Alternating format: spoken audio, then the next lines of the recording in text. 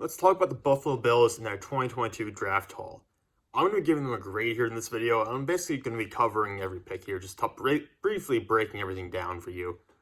The Bills, I'm giving them a B, a solid B. And a B for me means you held serve. You basically played out the entire draft, no massive mistakes. You got better. You didn't make anything that would have considered catastrophic. And I think you just overall were solid. You were an average draft class. And I think that's really what Buffalo got. You got Kaiir Elam in the first round, who's a scheme fit. Finally give him a cornerback to pair with Tre'Davious White, who's coming off an injury, so it's even more significant that you get a good corner at this point. You get James Cook, who I think you drafted way too high, in my opinion, because he really can't play between the tackles based on what we've seen to this point in his career. But hey, he's a receiving back. They already have Zach Moss, Devin Singletary there, so it gives you a bit of versatility in your running back room. I understand that. Terrel Bernard, 89th overall, is the pick everyone wants to hate on, and I can see why. He's basically got a safety build, and he's played as linebacker. And I really don't know what his role will be in this Buffalo team, besides a glorified special teamer, I think. I don't really know where he's going to fit. And frankly, they got Baylon Spector in the 7th round from Clemson. And Baylon Spector can do a lot of the same things Terrel Bernard can do. And you got him much lower. So, I don't know there. I mean, if you actually just remove that pick entirely and just say the Bills don't have a 3rd round pick, I might give this draft class a B+, because that Bernard pick is pretty confusing, and I'm not really a huge fan of it. But Khalil Shakir in the 5th round, I mean, what more could you ask for if you're a Bills fan? That's a really good pickup for you. He's going to help out your wide receiver room quite a bit. And the Bills have some solid receiving options, but they really don't have a guy who I consider to be a star player at the receiving room outside of Stephon Diggs. I know you got Gabriel Davis, you got some players who are improving, certainly. But if we're being just flat out honest with you, you don't have a guy who I would still consider a high-end wide receiver 2 at this point. You don't have Adam Thielen as a wide receiver 2 is a really good player I like.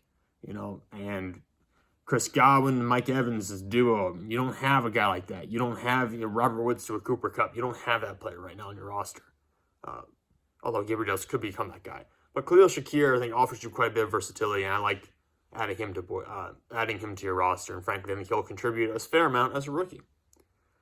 You got the punter everyone was talking about, Matt Araiza, who I already covered in a previous video discussing the Baltimore Ravens draft class. He's not the best punter in this draft. He was not the best punter in college this past year, but he's got one of the biggest legs, and he just has to develop his placement and accuracy. And from that point on, he'll be a very good punter. After that, Christian Benford, cornerback from Villanova. A guy who I wasn't really too high on, but it's a 6th round pick, so I'm not going to fault you for it. At that point, just take shots. Once you hit the 6th round, you're just taking shots on guys that you, as a coaching staff, and you as an organization, believe can be good players. Or can at least make your roster and stick around for the entirety of their rookie contracts. Luke Tenuta, a very short-armed, sawed-off offensive tackle from Virginia Tech in the 6th round.